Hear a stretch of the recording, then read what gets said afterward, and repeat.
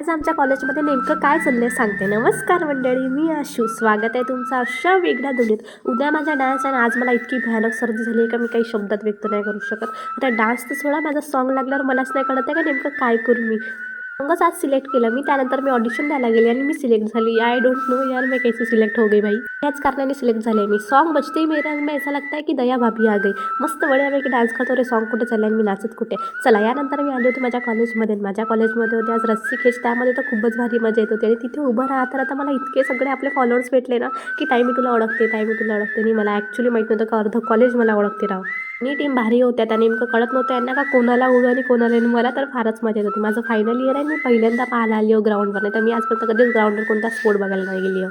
तर कॉलेजमध्ये गॅदरिंग सुरू आहे का? आणि गॅदरिंग सुरू असेल तर तुम्ही पण कशा कशा पार्टिसिपेट केल्या नक्की सांगा. अरे छोरी आहे छोरो से कम है के, अशी मजबूत मॅच चालली होती ना इथे का नेमकं यांनाच कळत नव्हतं की यांना खेचू का त्यांना खेचू. पण पाहण्यावाल्यांना तर इतकी भारी मजा येत होती ना. आणि फायनली NCC वाल्यांची टीम जिंकलेली होती. त्यानंतर ते मॅच चालू झालेली आणि मॅचच्यातलं मला इतकं काही कळत नाही म्हणून थोडीफारच पाहिली मी. आजसाठी इतकंच मंडळी.